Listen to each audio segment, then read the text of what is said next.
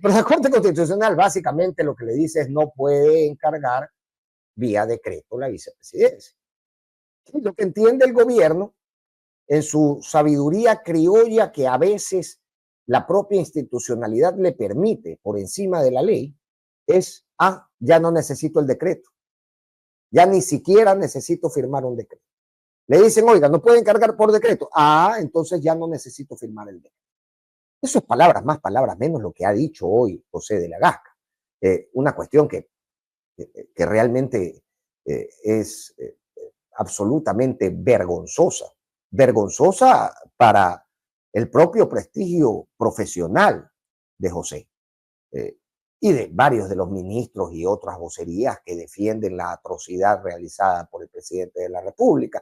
Atrocidad que cada vez se va quedando por ahí, hay algún ridículo que le sigue dando la razón, pero que cada vez se va quedando sin más apoyos desde quienes con algún tipo de responsabilidad con su propia voz y con su propio prestigio profesional, lo analizan desde la ciencia jurídica. Y es que es absolutamente irresistible. Irresistible. No se puede echar a la basura una carrera profesional apoyando e impulsando este tipo de atrocidades desinstitucionalizantes, vergonzosas e insultantes, no solamente para el pueblo ecuatoriano, que es el que tiene que vivir bajo el yugo de su capricho, sino también para cualquiera que aprecie, así sea un poquito, así sea una micra, la decencia con la que se debe llevar la carrera de abogado. Y este es un llamado de atención a los colegios profesionales, este es un llamado de atención a las facultades de derecho, este es un llamado de atención a las universidades, porque estoy ensordecido por su silencio, porque el país está ensordecido por su silencio, porque no se puede caer más bajo que callar cuando te atropellan. Porque hoy por hoy, con cada día de silencio, tienen una explicación más que darle al país. No se abstraigan de esto, no se abstraigan de esto, porque aquí vamos a estar nosotros para recordarles todos los días aquello que no hacen, aquello que omiten hacer, aquello con lo que se hacen los ciegos, para luego ir a formar nuevos abogados desde ese nivel de bajísimo respeto por aquello que inculcan, por aquello que enseñan, por aquello en lo que los quieren formar. Vamos a poner el comunicado entonces de Corte Constitucional en pantalla para darle lectura. Yo, como ustedes saben, lo voy a poner en pantalla, pero lo voy a leer en el teléfono porque, mis ojitos ya están algo abollados. ¿Qué pasó? ¿Qué pasó en el teléfono?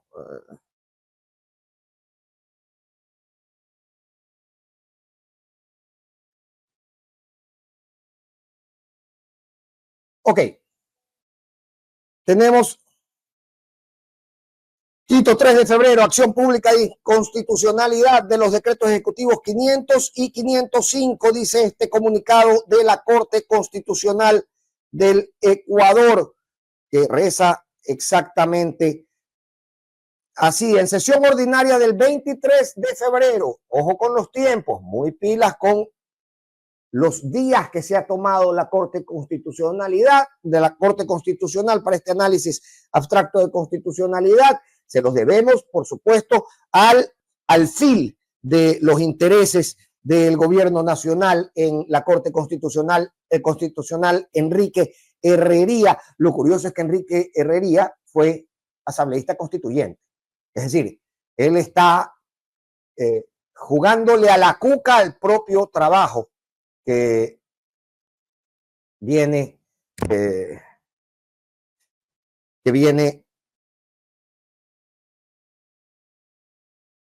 representado en la Constitución. En sesión ordinaria del 23 de enero del 2025, la Corte Constitucional del Ecuador, con 8 votos a favor, declaró la inconstitucionalidad de los decretos ejecutivos 500 y 505 por ser contrarios al artículo 146 de la Constitución. En su sentencia, la Corte reconoció la naturaleza sui generis de los decretos ejecutivos emitidos por el presidente de la República porque generan efectos individuales para quien recibe las competencias derivadas del encargo, entre comillas, y efectos generales para el Ecuador, dado que inciden directamente en las reglas constitucionales de reemplazo del cargo de presidente ante su ausencia temporal y tienen una repercusión nacional y consecuencias que pueden ser normativas y o administrativas. En virtud de ello, se determinó que ambos decretos son objeto de control abstracto de constitucionalidad.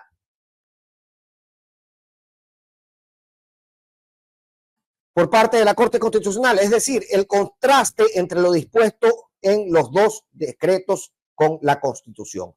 Además, se precisó que aun cuando los decretos perdieron su vigencia previo a la emisión de la sentencia de la Corte Constitucional, por haber sido derogados, esta sigue facultada para pronunciarse sobre ellos, ya que tienen la potencialidad de producir efectos contrarios a la Constitución pese a su derogatoria.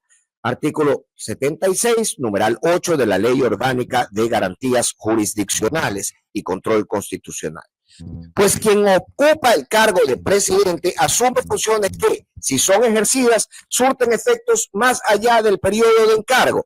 Es decir, su corta vigencia no es impedimento para que este organismo ejerza sus facultades de control de constitucionalidad para garantizar la supremacía de la Constitución. Sobre su compatibilidad con el artículo 146 de la Constitución, ¿habrá forma de ponerlo en, tal vez compartiendo pantalla? Se podría poner un poco más grande para que se vea en pantalla, porque realmente los comunicados de la Corte Constitucional son tremendamente extensos. Sobre su compatibilidad con el artículo 146 de la Constitución, esta Corte determinó que dicho artículo prevé tanto las causas por las que un presidente puede ausentarse temporalmente como el mecanismo de reemplazo durante su ausencia, el cual, para evitar vacíos de poder e inestabilidad política, se activa de modo automático sobre la base de las disposiciones constitucionales previstas en los artículos 149 y 150 de la Constitución. Así, por la naturaleza y alcance de las competencias que ostenta el primer mandatario del Ecuador, el ejercicio del cargo per se no puede ser sometido a un encargo, delegación, subrogación o entrega por fuera de las disposiciones previstas en la Constitución. Esta es la parte que le ha faltado leer a la Secretaría Jurídica de la Presidencia. El cargo de presidente solo puede ser ejercido por quien se encuentre en la presidencia de la República y mientras está en funciones, y por quien la Constitución determina que es su reemplazo en caso de ausencia temporal o definitiva. De modo que cuando el presidente de la República, en el artículo 1 de los decretos 500 y 505, dispone encargar la presidencia, contradice lo previsto en el artículo 146 de la Constitución, pues no procede la figura de entregar la presidencia a través de un decreto ejecutivo. Finalmente, la Corte señaló también que aun cuando no le corresponde a este organismo examinar en esta causa si existieron o no las circunstancias de fuerza mayor alegadas por el presidente de la República, esta causal de ausencia temporal se configura exclusivamente a partir de la existencia de eventos o circunstancias imprevisibles e irresistibles que imposibiliten a la o el presidente de la República el ejercicio de su cargo. Finalmente recordó que no le corresponde pronunciarse sobre la existencia de presuntas infracciones electorales, cuestión que es de competencia exclusiva del Tribunal Contencioso Electoral, toda vez que el ejercicio de control abstracto de constitucionalidad está delimitado a la tarea de contrastar las disposiciones impugnadas con la Constitución. Esta decisión de la Corte Constitucional se adopta por mayoría con los votos concurrentes de las juezas constitucionales Carmen Corral y Teresa Núñez Martínez y con el voto salvado del juez constitucional Enrique Herrería Bonet, y fue notificada el lunes 3 de febrero para, una vez reunidos los mencionados votos. Cierra diciendo: garantizamos la vigencia y la supremacía de la Constitución de la República. Corte Constitucional del Ecuador. Garantía que no se hace explícita o que no se llega a ver explícitamente ni en su sentencia ni en su comunicado. Nuevamente, una sentencia conveniente para el cronómetro político y electoral del gobierno nacional y una conclusión que en algunos puntos parece ser algo vaga y algo evasiva. Voy a conversar de ello. A ver, ya la tengo a Jimena Ron. Sí, Jimena, ¿me haces una seña? Vacancísimo. Ya está Jimena Ron conmigo, así que voy a conversar sobre esto con Jimena Ron Herráez, que es abogada constitucionalista, ya ha sido invitada a la contra anteriormente y la voy a poner en pantalla de forma inmediata para seguir analizando las incidencias que nos deja esta resolución de Corte Constitucional y la lectura que le da el gobierno. Querida Jimena, qué gusto tenerte. Hola Fernando, un gusto a los que nos escuchan también. Jimena, a ver, yo empezaba este noticiero diciendo cuando no existe ni siquiera la voluntad de leer aquello que la sentencia explícitamente te dice, claramente no hay un refreno para lo que la imaginación te puede poner a decir, ¿no? Entonces, si la sentencia te dice no puedes encargar por decreto y tú lo que entiendes es, a ver, no necesito un decreto, ahí hay algo que observar desde la sociedad civil, desde los colegios de abogados, desde las propias facultades de derecho. Cuéntame cómo lo toman ustedes, ¿no? Que se dedican a esto todos los días. ¿Hay algo inusual en esta sentencia? ¿Hay algo que podríamos destacar como observable que no cuentan generalmente las otras sentencias? A ver, creo que primero esta interpretación que se hace, que se está haciendo, ¿no es cierto? Se está empezando a hacer por parte del ministro Lagasca, de que la sentencia lo que limita es derivar o encargar la presidencia vía decreto, dice él, ¿no? Es una interpretación, pero errada desde cualquier punto de vista, y por eso es que de alguna manera se le ha insistido un poco. La Corte no dijo por decreto, usó el ejemplo porque esa fue la manera en la que se delegó a Cynthia Gelibert, pero la prohibición o la limitación es general. La Corte dice, de ninguna manera se puede delegar la presidencia de la República a alguien que no sea quien ocupa la vicepresidencia, porque ese es el orden que la Constitución ha establecido, ¿no? Y la Corte es enfática en señalar que hay que respetar este orden constitucional. Entonces, es una interpretación que sí hace decir a la sentencia cosas que la sentencia no dice, ¿no? Un poco, me parece que es lo mismo que sucedió con la sentencia por la cual no se pide licencia para la campaña electoral. Igual, ¿no? Se hizo una interpretación de una sentencia de la Corte Constitucional que no dice lo que el presidente establece que dice, y que básicamente lo ha habilitado para que pida licencia por días y se configure esta institución, digamos, de la presidencia, del presidente candidato. Esta idea. Ahora, cuando queda flotando esta facultad de interpretación para el gobierno nacional, no podría interpretarse que la respuesta de la Corte Constitucional, la sentencia en sí, es algo vaga, porque deja flotando la posibilidad de interpretarla antojadizamente. Sí, la sentencia es muy tibia, esto se le ha cuestionado, ¿no? Estamos en un caos en cuanto a la ruptura del orden constitucional y en cuanto a la inobservancia de la ley, que sí ameritaba que la Corte Constitucional pusiera los puntos sobre las IES. Eso era lo que estábamos esperando. Entonces la Corte se limita a hacer un análisis de la constitucionalidad y dice si es constitucional o no es constitucional. Básicamente es la disyuntiva entre la que la Corte decide, y al final dice, bueno, lo que hizo el presidente no es constitucional, sí, pero no hay llamados de atención, no hay ninguna digamos, ninguna frase clarísima en la que el presidente sepa y le quede, digamos, no haya esta posibilidad de interpretar de que no puede delegar a alguien que no sea Verónica Abad en el caso específico del Ecuador, y que también, evidentemente, digamos, algo diga de la licencia, ¿no? Que claro, esto sobre todo de cara a la segunda vuelta, que digamos, ese va a ser el problema, porque la primera ya pasó, ya no hay nada que hacer, pero de cara a la segunda vuelta, pues sí creo que es necesario aclarar eso. Ahora, un país donde dos abogados conversando pueden decir ya pasó, ya no hay nada que hacer frente a una clara violación constitucional, es un país que carece de al menos las nociones básicas que deberían delimitar la constitucionalidad y las reglas del juego, en el juego democrático y constitucional en el que deberíamos regirnos todos, Jimena.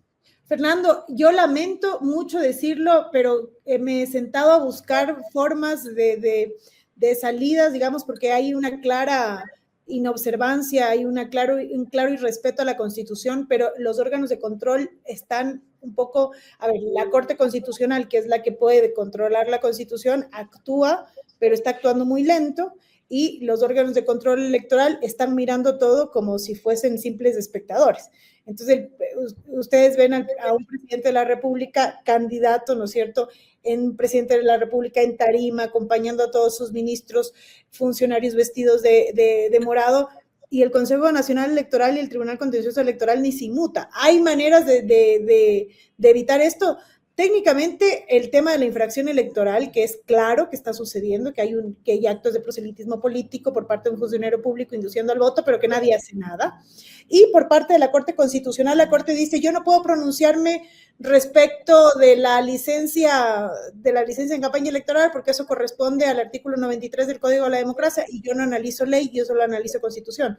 Señora Corte Constitucional, se olvida de algo, ¿no? El que se estén saltando el artículo 93 del Código de la Democracia es por una sentencia suya.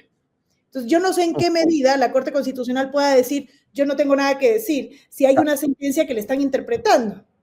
O sea, y ahí vamos justamente, Jimena, estamos un tanto, a ver, que la propia Corte Constitucional te responda, palabras más, palabras menos, que ellos pueden entrar a observar la violación de un derecho constitucional únicamente cuando ese derecho ya ha sido violentado y no puedes prevenir la violación del derecho, es realmente, te hace sentir en acefalía de un control real para prevenir. Fernando, y no es verdad, ojo, porque la Corte sí puede actuar con medida cautelar, que es antes de que pase. Y se le presentó medida cautelar en la acción de inconstitucionalidad y no la aceptó. O sea, la Corte pudo haber detenido todo esto antes de que empiece a configurarse y de que, digamos, ya se derramó la leche, ya no hay nada que hacer. La Corte lo pudo haber parado con la medida cautelar y no lo hizo.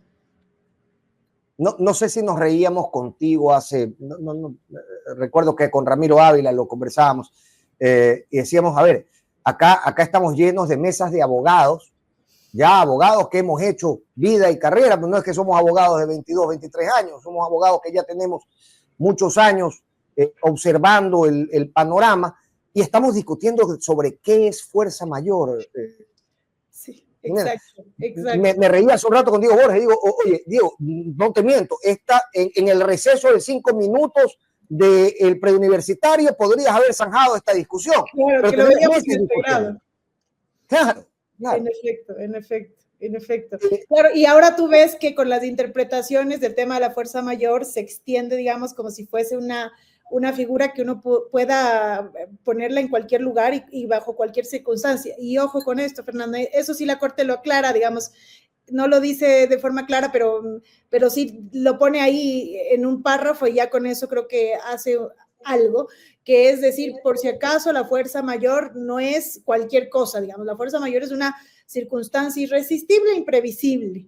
Y eso no es que se determina por un decreto porque alguien determina que hay fuerza mayor, no, hay que comprobar que hay una circunstancia imprevisible e irresistible.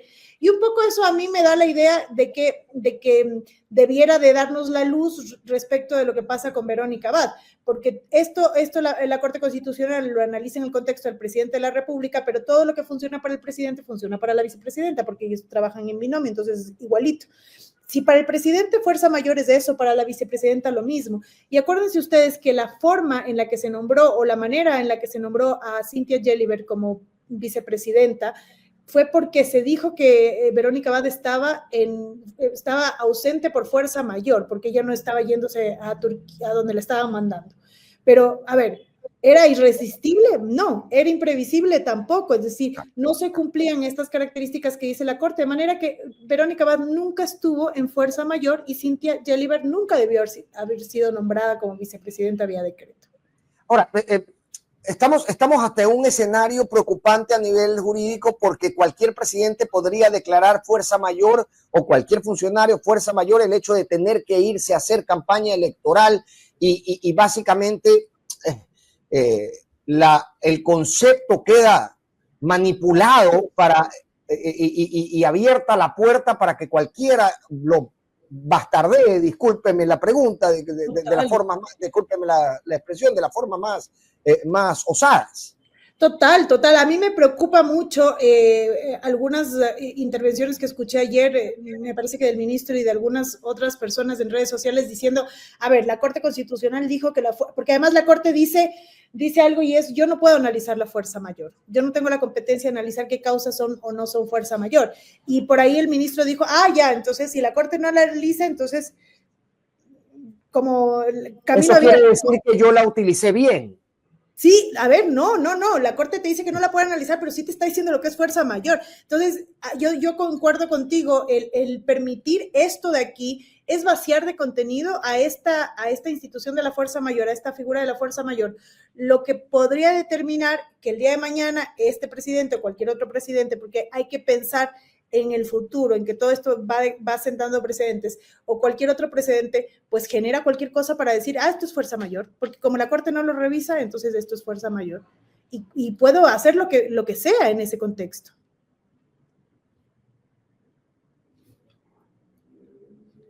Me quedé sin audio.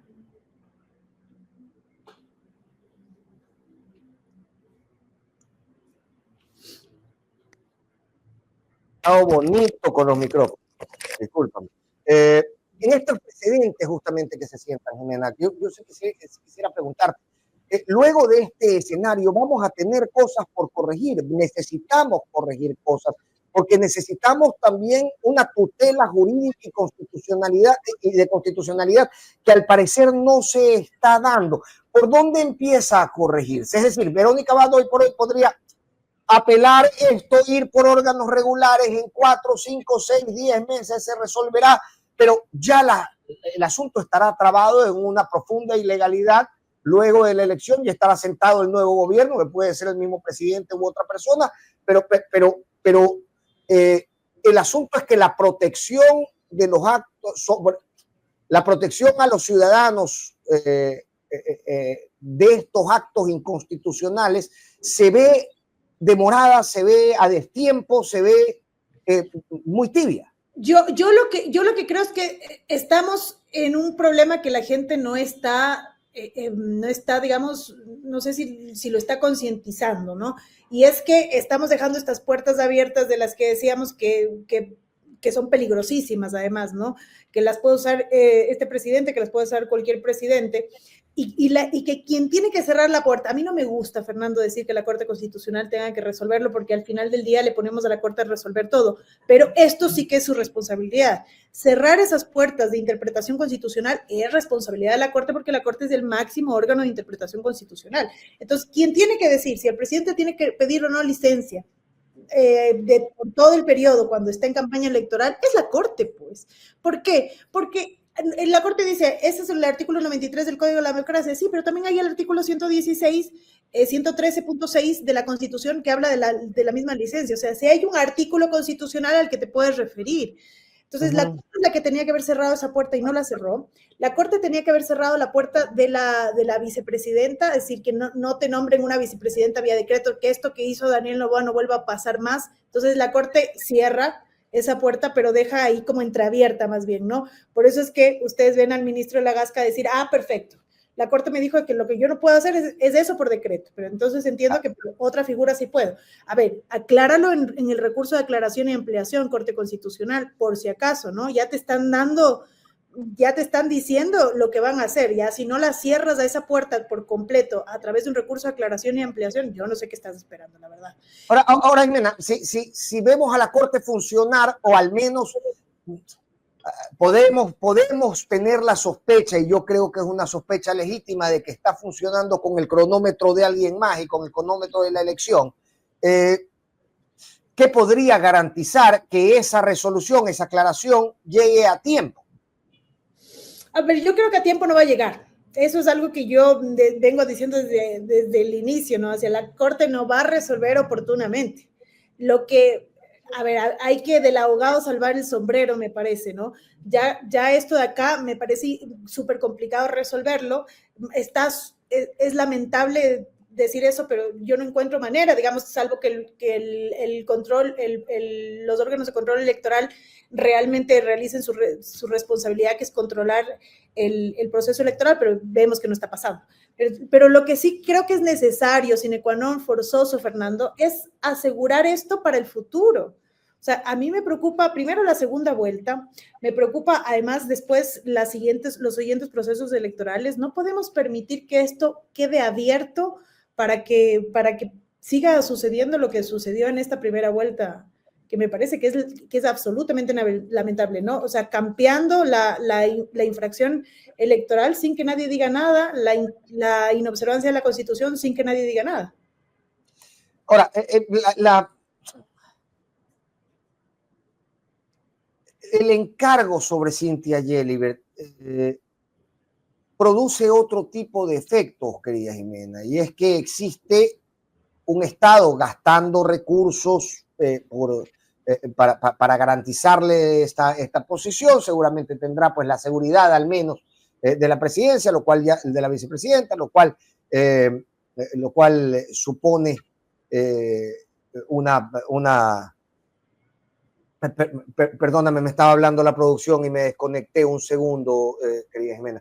Bueno, supone un gasto de recursos del Estado. ¿Qué rol podría jugar Contraloría ahí y en qué tiempo? A ver, sí, eso es importante. Todos los órganos de control en un estado en el que la institucionalidad funcione, todos los órganos de control deberían activarse frente a un tema como este, ¿no?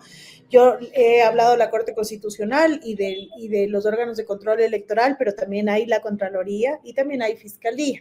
Entonces, que también son órganos de control. Y también tienes a la Corte, a la Asamblea Nacional como con el control político. Entonces, me parece que todos estos controles deben activarse. No digo necesariamente sancionar, ¿no? Pero activarse para investigar y determinar si hay algo ahí, una eventual sanción, pero por lo menos la investigación. Eso es lo que a mí me preocupa que no esté ocurriendo con el electoral. Contraloría está perdida, de hecho, ni la hemos visto. Yo no sé si Fiscalía realmente actúe en un proceso contra el gobierno. Me parece, digamos, complicado de pensar, pero en todo caso, lo que sí es importante es dejar claro que la institucionalidad de un Estado obliga a que los órganos de control por lo menos realicen las investigaciones que se requieren.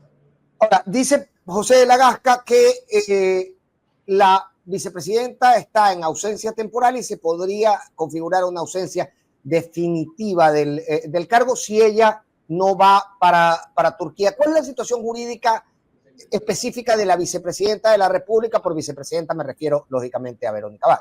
Pero, a ver, es que ese es el problema, la ausencia temporal. ¿Por qué? Porque ella no se está yendo a donde la están mandando para tenerla lejos, ¿no? Claro, ese es el criterio de ella. Y no se está configurando la ausencia temporal. Tú estás haciendo que se configure ausencia temporal, me refiero como gobierno, ¿no? Porque tú estás presionando a la vicepresidenta para que se ausente justo en el momento en que la necesitas en el país, que es en el momento en el que eventualmente el presidente puede pedir licencia. Entonces, en este momento, ella no debería estar afuera.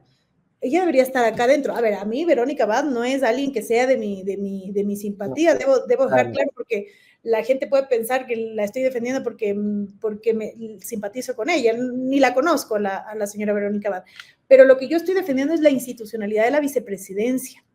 Si la vicepresidenta está aquí en el país, como en efecto me parece que está en este momento, no hay ninguna ausencia temporal, pues. Ella está aquí. Ausencia es cuando tú no puedes ejercer el cargo. Y además, la ausencia también tiene sus razones, que es la enfermedad, el tema de la fuerza mayor, que ya vimos que tiene que ser un tema imprevisible e irresistible. No sé si es imprevisible e irresistible que tu jefe te esté mandando afuera, digamos, ¿no? Entonces, creo que es claro que no se configura para mí la ausencia temporal jurídicamente hablando. Y aún si hubiera si hubiera de configurarse, tendría que declararla la Asamblea Nacional. Ya han dicho que no irán a la Asamblea Nacional porque la Asamblea no les gusta, porque la Asamblea ha querido sentar a la vicepresidenta a la fuerza, dijo literalmente. Entonces, ¿dónde estamos en este espacio de discrecionalidad? ¿Sabes qué? Si es que no me gusta lo que decide la Asamblea, entonces más mejor no paso por la Asamblea. Exacto. Y es gravísimo porque es nuevamente pasarse por delante los procedimientos regulares. O sea, para configurar la ausencia temporal y nombrar a quien quieras nombrar, tienes que ponerlo en conocimiento de la función legislativa. O sea, eso aquí en todas partes del mundo, o sea, el presidente no puede tomar esa decisión porque sí. Yo lo que quiero, digamos, dejar claro a la ciudadanía es que estamos hablando de la vicepresidenta. No nos pueden poner una vicepresidenta porque al presidente le pareció que tiene que ser así en un momento determinado, porque las mismas reglas para ello funcionan para él. El día de mañana resulta que amanecemos con alguien sentado en Carondelet que no es el que nombramos en las urnas. Entonces, es gravísimo. Nadie votó por él, claro.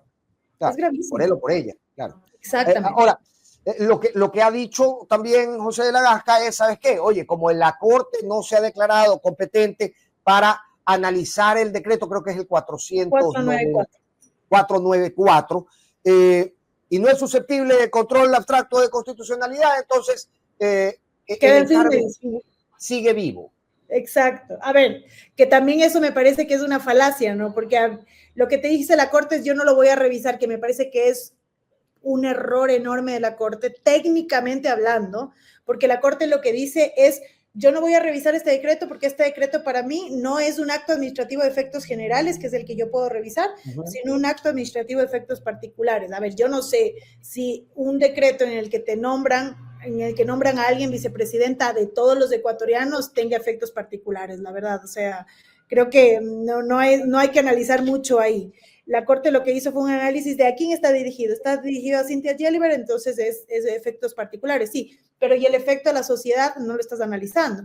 Pero en todo caso la Corte dijo, yo no lo voy a analizar porque no tiene efectos generales, y con eso cerró la discusión. Eso no le otorga legitimidad, ojo. Lo que la Corte está diciendo es yo no lo voy a analizar, pero no te está diciendo eso es constitucional o eso es legítimo. Entonces me parece que es una falacia la que se está usando ahora diciendo como la Corte no la analiza, entonces ya quedó en firme y lo que estoy haciendo está bien. A ver, no, la Corte te dijo que no lo va a analizar, pero no te está diciendo que es correcto. Oye, acabas de plantear una discusión interesantísima para ponerle subtítulos para los que no son abogados entiendan qué es el control abstracto de constitucionalidad. Eso me parece como clave en todo esto y no he visto a nadie explicarlo del todo concretamente para que comprendamos primero el rol, porque muchos habrán indignados con la Corte Constitucional, pero comprendamos el rol que tenían que ejecutar más allá del análisis de si lo hicieron bien o mal. Correcto. El control de constitucionalidad es una función, una de las funciones que tiene la Corte, porque la Corte tiene varias. Una de las funciones en que la Corte analiza si una norma es constitucional o no. Es decir, si una norma está apegada a lo que dice la Constitución o desarmoniza con el texto constitucional. Entonces, la Corte analiza los decretos del 500 y el 505 del presidente de la República y dice, no son constitucionales porque chocan con el 146 de la Constitución que dice que quien tiene que asumir es la vicepresidenta de la República. Ok, hasta ahí se queda, eso es verdad. Por eso es que yo en algún punto decía, sanciones no te puede sancionar la Corte, no le puede decir a Daniel Noboa, y como usted hizo esto, entonces queda destituido, no te puede sancionar, porque el control de constitucionalidad no permite la sanción y no permite la reparación. Entonces la Corte solamente puede decir, ¿es constitucional o es inconstitucional? Ahora, lo que se le cuestiona a la Corte es primero, ¿por qué no lo dijiste antes?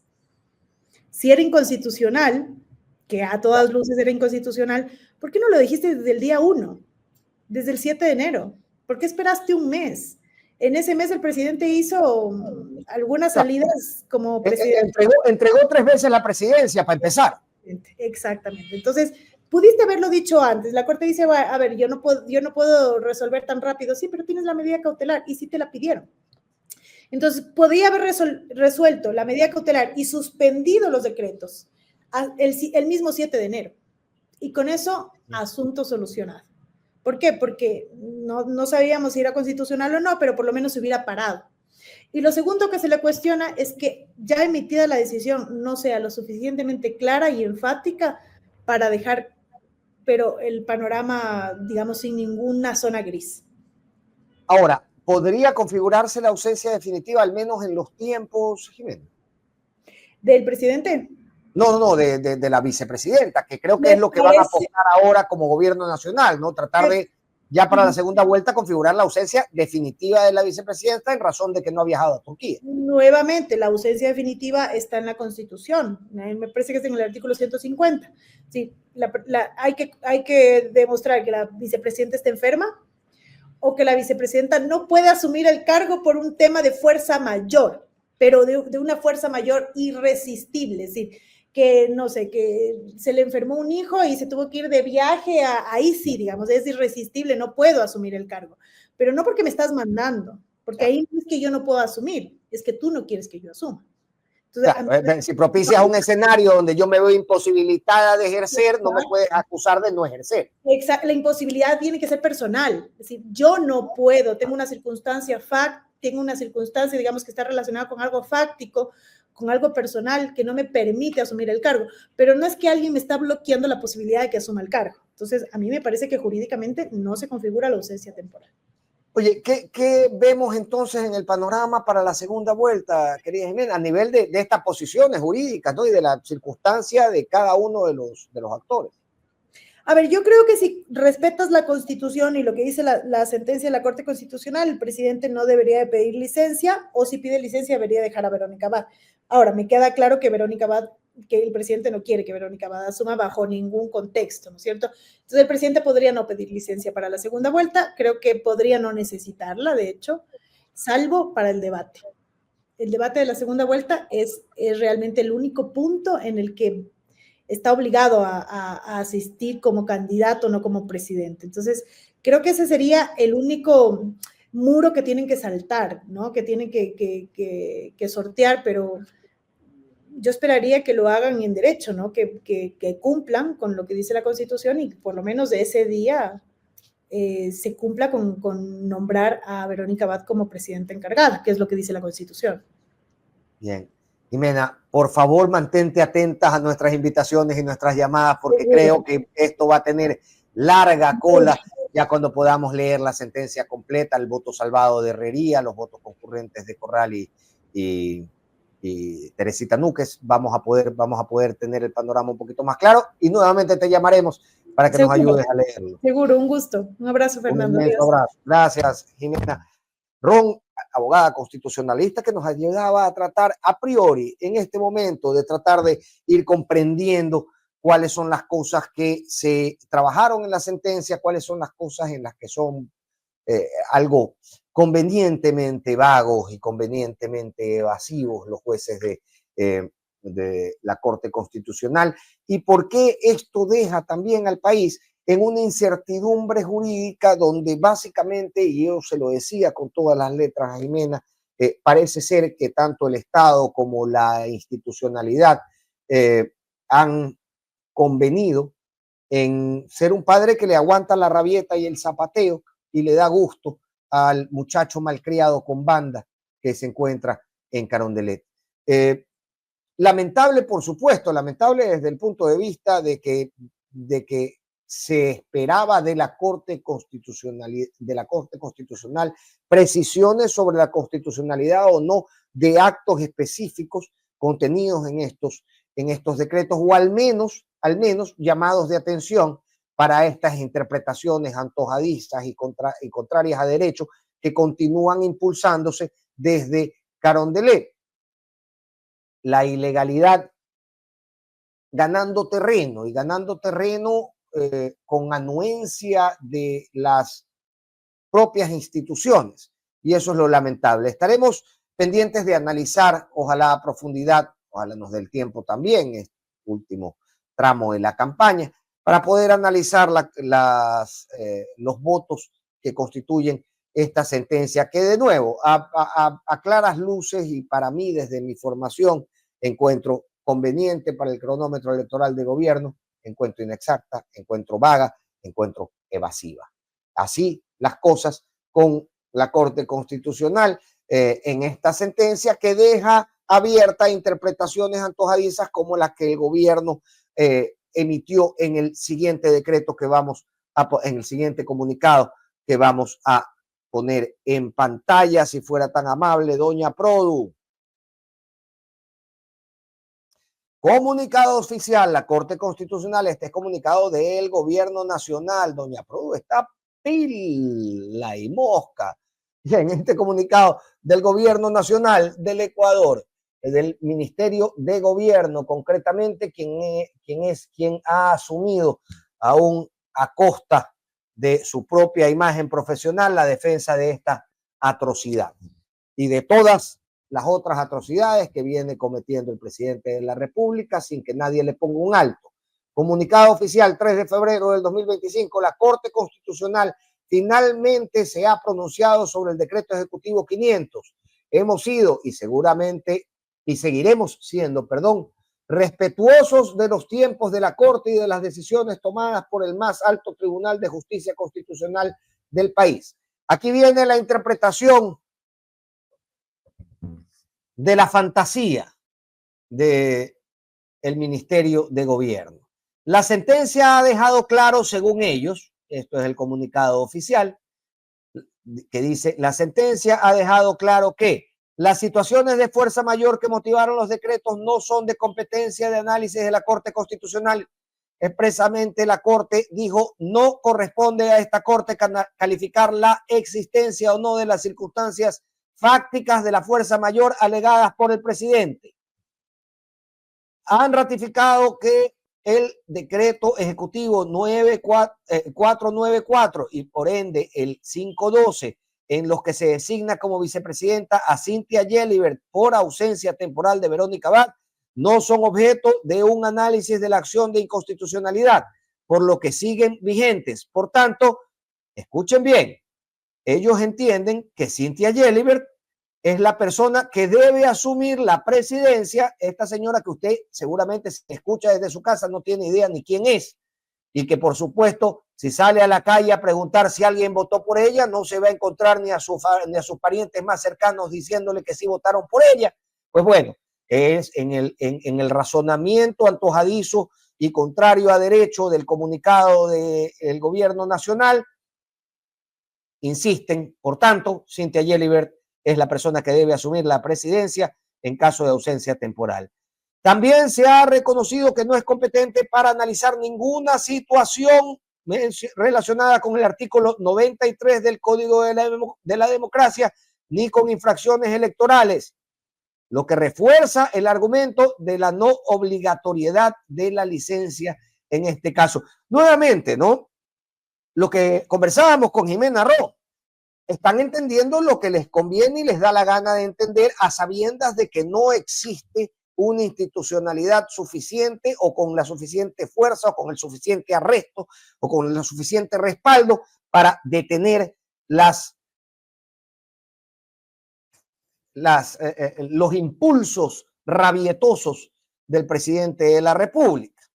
Los decretos ejecutivos número 500, 505, 503 y 519 tenían como principal objetivo proteger los recursos públicos de los ecuatorianos y evitar un vacío de poder.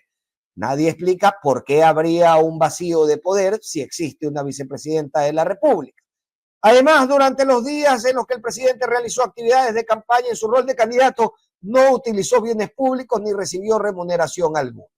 Ante la desinformación de la vieja política o de aquellos expertos, entre comillas, expertos, que han pretendido malinterpretar esta sentencia por conveniencia electoral, les recordamos que es obligatoria la lectura y análisis de la sentencia en su integralidad. A la vieja política y sus mafias les decimos, mientras pretendan tomarse el poder por la ventana, nosotros seguiremos gobernando con firmeza y amparados en la Constitución y la ley.